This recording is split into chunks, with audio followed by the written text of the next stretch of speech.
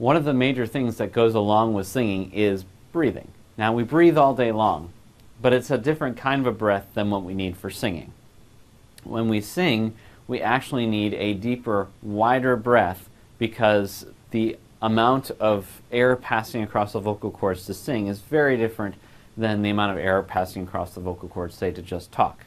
Example, if I'm just talking along right now, I'm just taking a normal breath and just talking. But if I want to sing a note, ah, that is a different type of a breath. Now, the breathing mechanism that we use is what's known as your diaphragm. Now, your diaphragm is the muscle that causes the breath to occur. In terms of how many people think about breathing, they think about, oh, my lungs do the breathing. Well, your lungs are the apparatus, the organ that allows your bloodstream to get the oxygen from the breath, but the diaphragm is actually the muscle that causes the breathing. So when you breathe in, the diaphragm actually engages, pulls the rib cage apart a little bit, which then creates a vacuum in the lungs. The air goes in. And in normal breathing out, the diaphragm relaxes, the air just comes out naturally.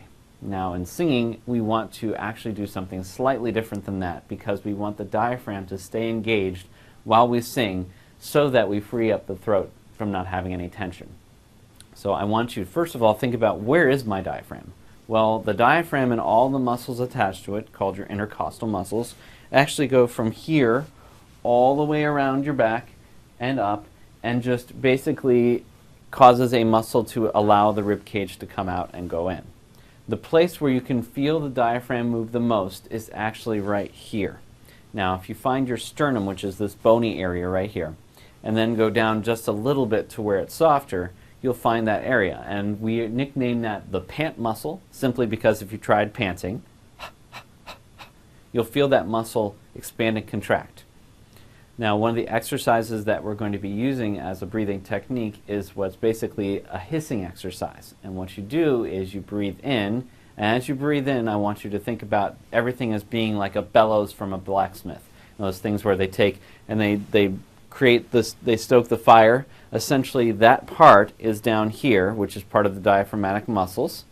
And then the narrow opening, which the air comes out of, is your vocal cords and your larynx and that whole area. So as you breathe in, you want to think about it all expanding from here. And then, of course, if you exhale, it just all relaxes. Now notice when I breathe in, I didn't do this, where my shoulders went up and my body got into a tense position. Anything that causes the tension is something that's going to cause problems with your singing. So the idea is always to be free of tension. So you want it just to expand out. Now, I'm giving you a visual demonstration with my hands. It's something that you can actually feel the muscles go up against the rib cage if it's done properly. If you don't do it properly, some people think of it as only being something coming this way. It should feel like it's all the way around. And so if you were to put your hand on your bottom of your rib cage and you were to sort of breathe towards your hand, it should feel like it's expanding out like that. When you're breathing and you're doing the hissing exercise, essentially what you're doing is you're causing the airflow to constrict, but you're allowing this muscle to very naturally become engaged. So find that muscle right now. Just take a nice deep breath in and hiss. You should feel when you hiss that this muscle gets engaged. And then the whole point about breathing when you are singing is that you want to use as much lung capacity as you have, and then you want to have that diaphragm muscle engaged all the time that you're singing. If you don't have it engaged, that creates what's known as a breathy sound. I'll give you a demonstration. Ah. Too much air is passing across the vocal cords, which is causing the breathy sound, and then it's not allowing the sound to be engaged, which as you get higher in your range and you sing a higher pitch, becomes harder and harder and harder to do. Example. Ah, and then the sound just disappears. If I did it with everything being actively engaged, and I could continue up from there with it staying exactly the same. One of the tricks that you can use as you're practicing this is just to simply take and have something pushing up against that pant muscle so that you have to keep it engaged.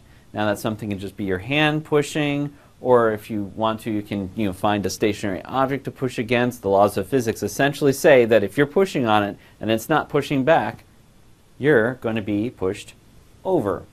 And if you have a friend or someone you trust, you could have them just kind of put their fist here and then push a little bit and you'll push back, so then you'll feel that muscle engaging.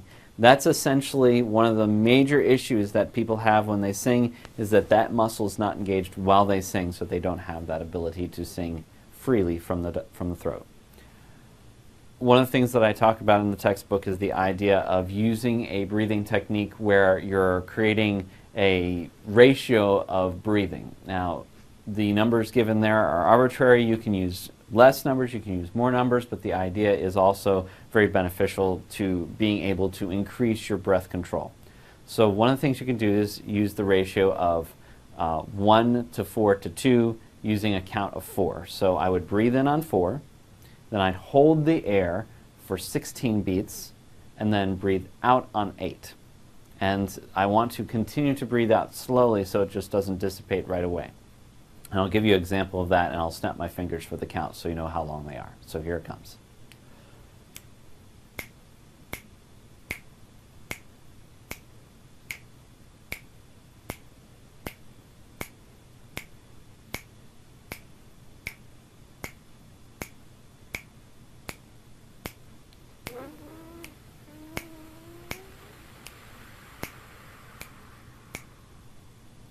And you can do that several times, and essentially what it is causing the breath control to have a little bit more of a resistance. It also allows you to think about it in terms of holding from here. Now, you don't want to hold the breath from here, example A, because that just creates more tension, and we don't want that. So you want the breath to be held from here. So for example, I'm holding the breath, but this is staying absolutely relaxed.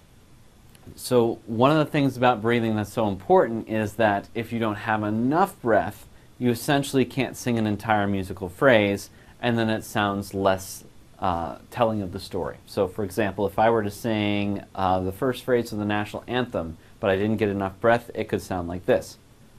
Oh, say, can you see by the dawn's early light? Versus, oh, say, can you see by the dawn's early light? So breath, in essence, is like the gas in your car. If you don't have enough of it, you can't do all of the wonderful musical things in each phrase. And one of the things that's also important as you're breathing is that it's just like with any muscle, muscle memory is the key. So you may habitually be used to breathing a certain way when you sing that might cause problems. So what you want to do is you want to do by repetition the proper way to breathe so that you can then unlearn the problems and create the new situation. Essentially, studies have shown that it takes about 4 times as long to unlearn a bad habit than it was to create it. So it will take a bit of repetition to do that. And I would encourage you, as you're going along and you're practicing, is that you would do stuff on a consistent basis so that the muscle memory kicks in and becomes easier and more natural as you go. The secret number for lesson 1 is 4.